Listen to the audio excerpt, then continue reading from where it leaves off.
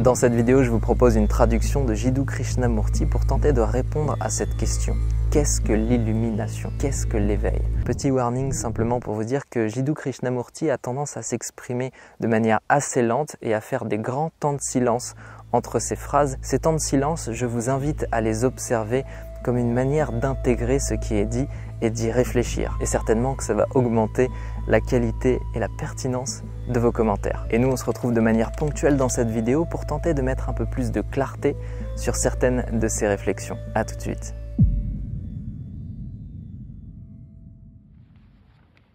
Qu'est-ce que l'éveil? Une fois de plus, c'est l'un de ces mots qui sont venus d'Inde. Être éveillé. Être éveillé à propos de quoi? S'il vous plaît, soyons rationnels et non irrationnels. Lorsque nous disons éveillé, je suis éveillé sur quoi? Dire par exemple, je suis éveillé à propos de ma relation avec quelqu'un. Ce qui signifierait que j'ai compris que ma relation avec cette personne est basée sur mon image de l'autre et de notre intimité. Cette image s'est construite avec les années, par une réaction constante, l'indifférence, le confort. Vous suivez? Ce tourment obsessionnel entre les hommes et les femmes. Cette image s'est construite. Et elle a conçu une image à propos de vous. Alors la relation s'est créée entre les deux images. Ce qui est évident. Et c'est ce que nous appelons une relation. Maintenant, je perçois la vérité à propos de ça. Et je dis, je suis éveillé sur cette situation. Je suis éveillé à propos de la violence. Je vois clairement, sans aucune distorsion, avec un regard limpide, tout le mouvement de la violence. Je vois comment le chagrin se manifeste. Et lorsque ce chagrin se dissipe, je suis illuminé par ma compréhension. La première chose qu'on peut noter sur l'éveil, c'est que c'est une libération des causes de la souffrance. Ça veut dire que ma perception change et que désormais je suis capable de voir les vices qui pénètrent mon esprit.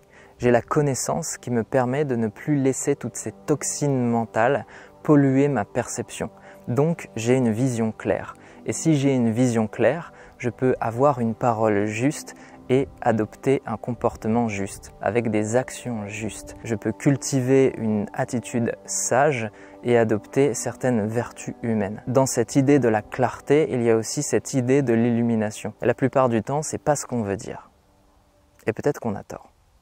Vous devriez vraiment comprendre, si vous voulez réellement explorer ce qu'est l'éveil, l'illumination, la voie de la vérité, pas ma voix, la voie de la vérité. Nous devrions explorer très attentivement la question du temps. Les soi-disant personnes éveillées, ils sont arrivés avec le temps. Graduellement. Vie après vie, si vous croyez en la réincarnation. J'arrive au moment où je suis éveillé à propos de tout. Vous voyez? Ce qui est un processus d'évolution, d'expérience, de connaissance, un mouvement permanent, du passé au présent vers le futur, un cycle. D'accord? Est-ce que, si ça vous intéresse, est-ce que l'éveil, l'accomplissement ultime, est une question de temps?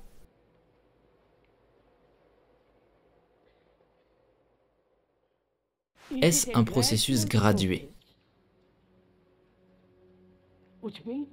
C'est-à-dire un processus qui s'inscrit dans le temps. Un processus d'amélioration, une avancée, vers tel devenir. Me suivez-vous? Alors nous devons comprendre la nature du temps. Pas la chronologie du temps, mais la structure psychologique qui a accepté le temps. J'ai l'ultime espoir d'arriver à ça.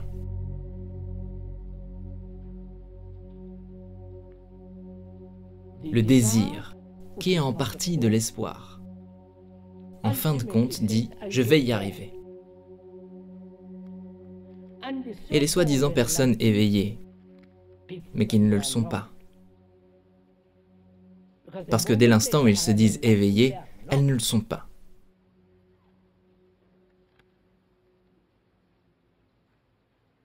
C'est de la vanité. C'est comme un homme qui dirait « je suis très humble ». Lorsqu'un homme s'exprime ainsi, vous savez ce que ça veut dire. Alors nous disons, nous nous questionnons. Est-ce que cette illumination suprême, comprenez-vous le sens de ce mot?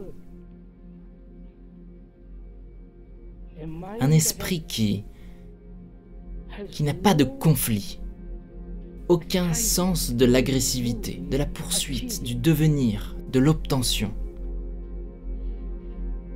Alors nous devons comprendre cette question du temps, qui est la constance du devenir, ou de ne pas devenir, ce qui est la même chose. Le devenir est l'absence de devenir. Et lorsque ce concept de devenir est installé dans l'esprit, cette volonté de devenir conditionne toutes vos pensées, toute votre activité. Et il devient question d'utiliser le temps comme moyen de devenir, d'accomplir. Mais y a-t-il une chose à devenir? Un point vraiment très important à comprendre, c'est que la soif de devenir est une cause de la souffrance. Ça veut dire qu'à chaque fois que vous êtes dans une quête d'obtenir un résultat, vous produisez votre propre souffrance. Et vous pouvez l'observer de manière rétrospective dans votre vie. À chaque fois que vous convoitiez un résultat et que vous l'avez finalement obtenu, la satisfaction de cette obtention n'a pas duré très longtemps. Et très rapidement, vous êtes passé à autre chose et vous avez porté votre convoitise sur un autre sujet. Toutes ces étapes du processus qui vous ont mené au résultat ont été des étapes qui étaient associées à un sentiment de frustration et de souffrance. Et c'est l'essentiel de votre vie, vous êtes toujours dans un processus. Alors si finalement cette satisfaction ne dépend que du résultat, ça veut dire que vous serez heureux et satisfait que de brefs instants de l'existence. Je vous invite donc à oublier complètement cette notion d'objectif et à la transformer en une intention qui puisse vous accompagner à chaque instant de votre existence. Un exemple très simple, c'est les mandalas tibétains qui sont faits par les moines et qui sont faits en sable, qui sont des mandalas pleins de couleurs et qui demandent beaucoup de présence et de vigilance dans tout le processus de fabrication. Lorsque les moines sont en train de fabriquer ces mandalas, ils cultivent une intention.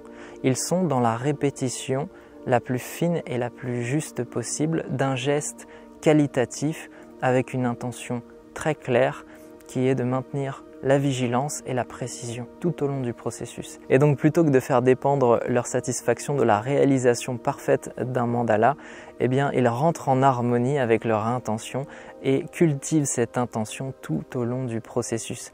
Ce qui a pour effet de créer un magnifique mandala, mais intérieurement, dans le processus, ils n'ont pas du tout le même sentiment.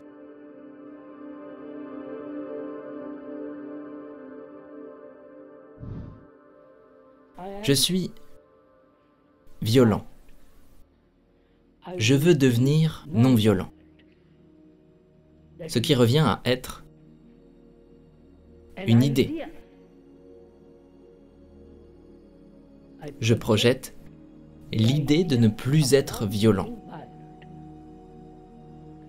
Alors, je crée une dualité, violent et non violent, ce qui produit un conflit. Ensuite, je vais dire, je dois me contrôler, je dois supprimer, je dois analyser, je devrais aller voir un psychologue, me faire suivre, etc., etc., etc.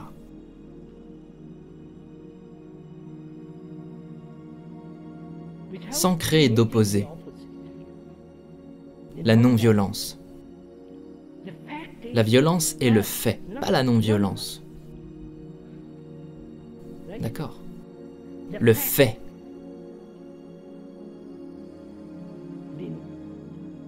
La non-violence n'est pas un fait.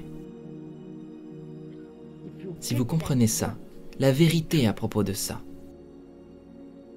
ce qui n'est pas factuel n'a pas de valeur. Seul le fait compte. Le fait que je sois violent. Maintenant, observez le mouvement complet de la violence. La colère, la jalousie, la haine, la compétition, l'imitation, la conformité. Observez-le sans aucune directive, sans aucun motif. D'accord? Ensuite, si vous faites ça, ce sera la fin de la violence. Ce qui correspond à une perception et à une action immédiate. Si à un moment de votre vie vous êtes dans la souffrance ou quelque chose vous affecte terriblement, à ce moment-là vous n'êtes pas dans l'éveil. C'est-à-dire que vous avez quitté la clarté. C'est-à-dire que vous avez laissé pénétrer dans votre esprit des éléments qui produisent de la souffrance. Et donc, plutôt que de construire une image de vous-même qui est un être éveillé, qui aurait atteint un certain état d'illumination, je vous invite plutôt à essayer de voir chaque élément de souffrance, chaque tourment intérieur comme une nouvelle opportunité de comprendre la nature des mécanismes qui vous affectent et d'essayer de faire de cet désalignement, de cette perte de clarté, un nouveau moyen de retrouver la présence. À des moments, on peut être très clair et à d'autres moments, on peut être de nouveau pris dans les venins, dans le bourbier, dans le poison qui corrompt notre esprit. Ce que je vous invite simplement à faire, c'est à faire en sorte de revenir à la clarté, de revenir à une vision plus juste de ce qui est et de revenir à une vision plus claire de ce que vous expérimentez. À ce moment-là, vous n'êtes plus en souffrance ni en quête d'obtenir un état d'éveil supérieur. Vous êtes simplement en vigilance instant après instant pour maintenir un état de clarté et de présence. On peut voir que cette illumination, ce sens ultime de la réalité, pour ainsi dire, est en dehors du temps. Ce qui va à l'encontre de toute la sphère psychologique et religieuse.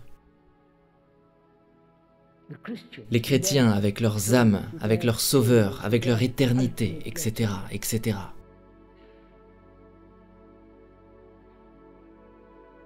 Je dis, nous disons, que la perception est une action. Il n'y a pas la perception, une intervalle, puis une action. Nous sommes en train de mettre l'accent sur quelque chose qui est que le mental, le cerveau et l'humain, dans sa structure nerveuse, dans sa structure psychologique, est libéré de la charge de millions d'années. Vous pouvez voir quelque chose clairement et immanquablement cela produit une action immédiate.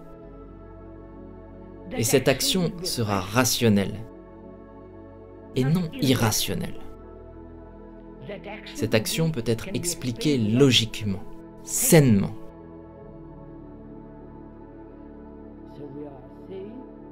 Alors nous disons que cette chose ultime qui est la vérité ne peut pas être achevée à travers le temps. Elle ne peut jamais être achevée.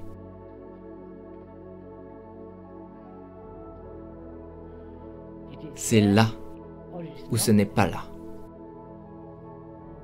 Pour finir, j'ai envie de vous demander de lâcher un petit peu la pression et d'arrêter d'être en quête de quelque chose. Essayez simplement de faire preuve de présence au quotidien et plutôt que d'adopter des objectifs, essayez de cultiver des intentions et de faire en sorte que ces intentions vous habitent instant après instant. Essayez, lorsque la souffrance vous traverse, d'en faire une opportunité de revenir à un état de présence et de rester vigilant à ce que les poisons de l'esprit ne viennent pas corrompre vos perceptions. Et à ce moment-là, vous allez apprendre à naviguer avec vous-même de manière beaucoup plus simple, sans vous mettre la pression et sans faire de votre chemin spirituel une quête de nouveaux conditionnements.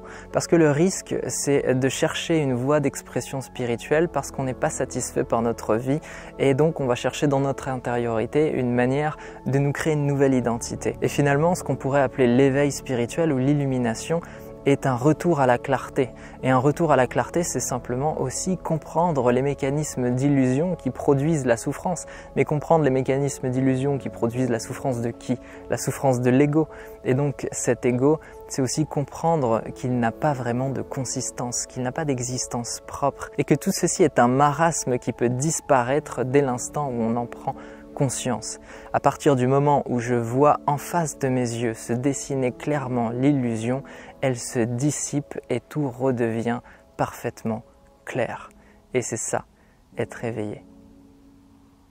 Si vous avez envie de recevoir des contenus secrets, d'avoir des conseils pratiques et de progresser dans votre chemin, je vous propose de partager avec vous 1 à 3 mails par semaine. Je vous invite à cliquer dans le premier lien en bas dans cette description ou en commentaire épinglé. Vous avez juste à rentrer votre mail et vous recevrez des mails fraîchement écrits la veille pour le lendemain. Il n'y a rien d'automatique, c'est simplement mon clavier et moi pour rentrer en relation et essayer petit à petit de s'entraider. Je vous souhaite à tous une excellente journée. Merci beaucoup pour votre soutien, merci pour la pertinence de vos messages. Et sous les derniers instants de lumière de cette prairie, je vous dis namasté. Il y a une voiture, tu l'entends la voiture, ça casse l'ambiance tout de suite.